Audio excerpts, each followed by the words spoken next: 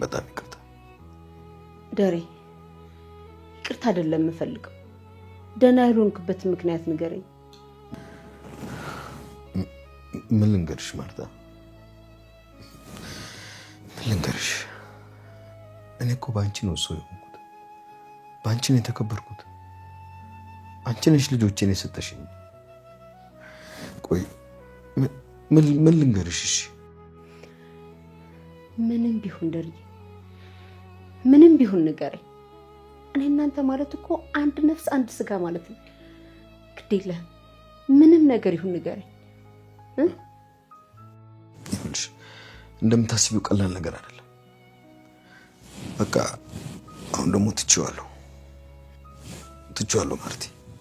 እንደ ድሯችን በፍቅር በሰላም እየተሳሰብንና እየተዋደድን እንኖር።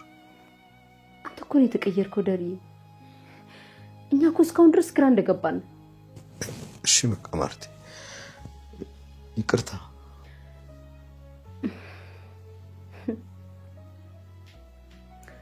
እሺ ደሬ፣ ባለፈው ደግሞ ተኝተህ ሰላም ማሪ ማኔ የቱ ጋር? አዎ ደሬ፣ ሰላም ማሪኝ፣ ማርቲ ማሪኝ እያልክ በተደጋጋሚ ይህን ቃል ትናገረው ነበር። ቆይ ምንድን ነው የተፈጠረው? ለምንድን ነው የማትነግረኝ?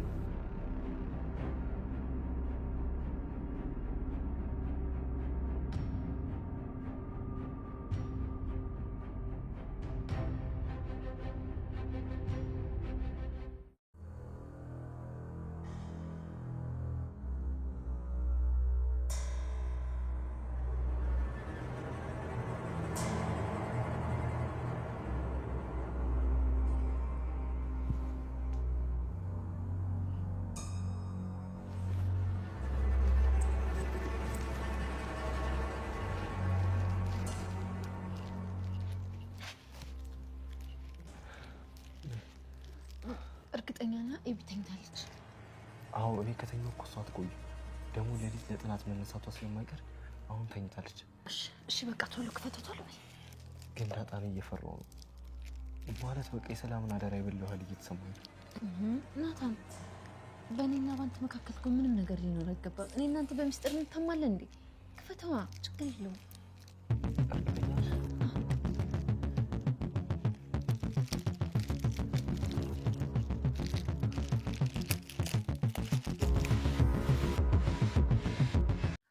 የአቶ ደረጀ ጭንቀት ሁላችንም ላይ የተጋባብን ይመስላል። እስኪ ሀሳብ አስተያየታችሁ ኮሜንት ላይ አስቀምጡልኝ። ምን አይነት ውሳኔ መወሰን አለበት ብላችሁ ታስባላችሁ? የተፈጠረው ነገር በሙሉ ለማርቲ ቢነግራት እሷ ታምና ተቀበሏለች ብላችሁ ታስባላችሁ? አንዳንዶቻችሁ ኮሜንት ላይ ሳነብ ነበር የዋህ ልብ ነው ያላት እሷ አጨክንበትም እያላችሁ በተደጋጋሚ ሰምተናል። ከሁሉም የሚብሰው ነገርና ማርታ ግን ይቅር አትለውም ብዬ የማስበው ነገር ሁለቱም የተወለዱት ልጆች ላያሌ መሆኑ ነው። በተለይ ደግሞ ሁለተኛው ልጅ እሷ እያለች በህይወት እያለች ሳይጣሉና ሳይፋቱ አብረው በጋብቻ ላይ እያሉ የተወለደ ልጅ በመሆኑ በጣም ውስጧ እንደሚሰበርና እንደሚከፋ ያለምንም ጥርጥር ለመናገር የሚያስችል ነገር ነው። በሌላ በኩል ደግሞ አንድ የነበረውና አንድ ጊዜ ተሰባስበው ሲኖሩ የነበረው ቤተሰብም እንደሚፈርስ ግልጽ የነበረ ጉዳይ ነው። ምናልባትም አቶ ደረጀ አሁን ላይ ሰላምን ዝም እንድትል ወይም ደግሞ የሆነ እርምጃ ወስዶ ምንም አይነት ሁኔታ እንዳይፈጠር ምንም እንዳትናገር ካላደረጋት በስተቀር ነገሩ ግን እየተጋለጠ እንደሚሄድ የሚያሳዩን ምልክቶች በዝተዋል።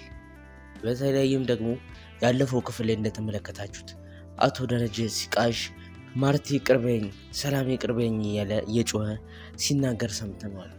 ይህ ደግሞ በጣም ከባድ ሁኔታ ውስጥ ከቶታል። ማርቲም ነገሩ ከሰላም ጋር እንደሚያያዝ እየጠረጠረች ያመጣች ይመስላል።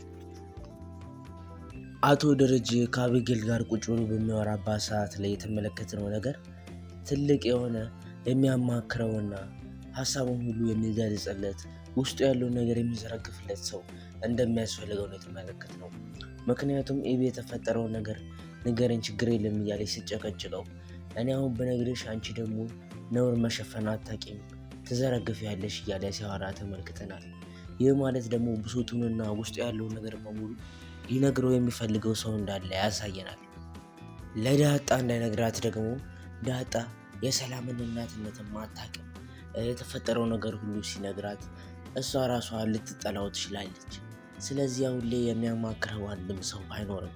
ምናልባት ናታንን ካናገረው እሱ መፍትሄ እንኳን ባይሰጠው የውስጡን እንዲያወጣና ቀለል እንዲለው ሊያደርግለት ይችላል ብዬ አስባለሁ። አሁን እዚህ ጋር ለውሳኔ እንዲከብድና ሁላችንም ቢነግራት ባይነግራት እያለ እንድንጨቃጨቅ ያደረገን አንድ ነገር ምንድን ነው? የደረጀና የወይዘሮ ማርታ ደግ ሰው መሆን ነው። ምክንያቱም ወይዘሮ ማርታ በጣም ደግና ለሰላም ሁሉን ነገር የምታደርግላት ሰው ናት።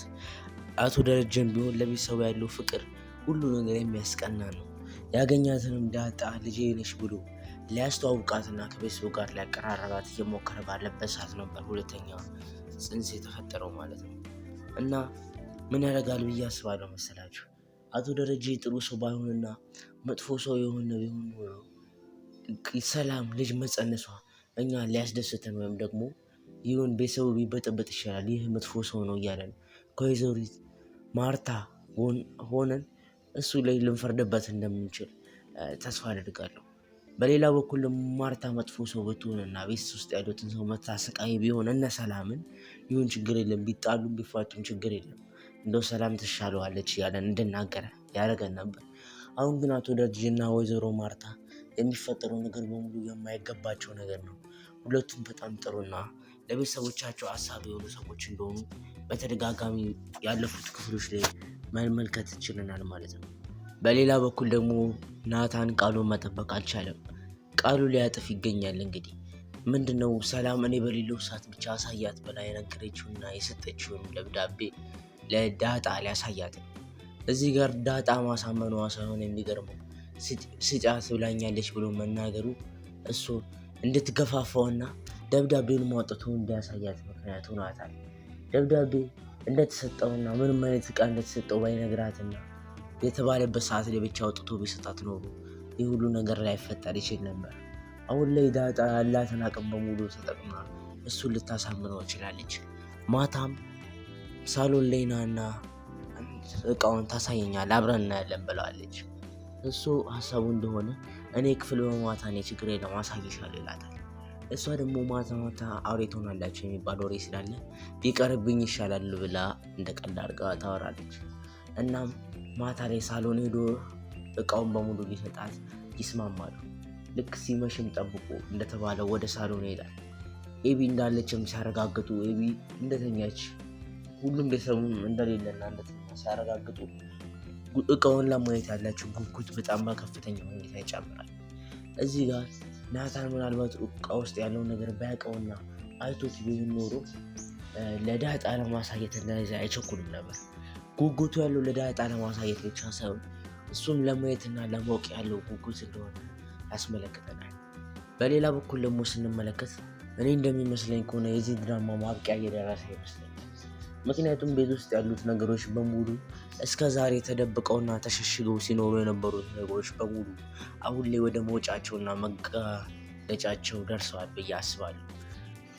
ዳጣ ሰላም የሷ እናት መሆኑን ስታውቅ እነ ናታን ሲያውቁ እነ ኤቢ ሲያውቁ እንዲሁም ደግሞ ሰላም ሌላ ልጅ ከደረጀ እንደጸነሰች እነ ማርታ ሲያውቁ ቤተሰቡ በሙሉ ሊበተንና የለይለት ይመስለኛል። ከዛ በኋላ እንግዲህ እንዴት ተደርጎ ይሰባሰባል በቀጣይ ክፍሎች ላይ የምናየው ይመስለኛል። ለማንኛውም እንደ ፊልም ባለሙያነቴ እዚህ ድራማ ላይ አይቼ የወደድኳቸውና የሚገርማ አክተሮች ብዬ የጨዋታው ኮከብ ወይም ደግሞ የድራማው ኮከብ ብዬ የምሰይማቸው አርቲስቶች ልንገራችሁ። የመጀመሪያው አቶ ደረጀ ነው። አቶ ደረጀ ምን አድርጎ ነው ምናምን ልትሉ ትችላላችሁ። እሱ የሚያለቅስበትና የሚያወራበት መንገድ ብቻ ሳይሆን አቶ ደረጀ ያለፉት ክፍሎች ላይ ስታዩ ለልጆቹና ለቤተሰቡ ያለውን የሚሰጥበትን ቦታ ስንመለከት ትክክለኛ አባት አድርገን ውስጣችን እንድንቆጥረው አድርጎናል። በተለይ ደግሞ አሁን ላይ እርግዝናውን ከሰማ በኋላ ራሱ የሚሰጥበት መንገድ፣ የሚያለቅስበት ሁኔታው በሙሉ አክት የሚያደርግበት ነገር ሁሉ ትክክለኛ ለድራማው የሚመጥንና ጎበዝ አርቲስት እንዲሆን ሊያስመሰክርለት ችሏል።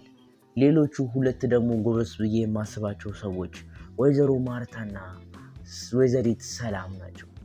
እነሱ በትወና ላይ በጣም ጎበዝ ከሚባሉ አክተሮች ላይ ይመደባሉ። ወይዘሮ ማርታም ብትሆን ህመሟ ህመማችን ሆኖ ሁላችንም ቢሆን እስካሁን ድረስ ሲቆሰቁሰን ኖረናል።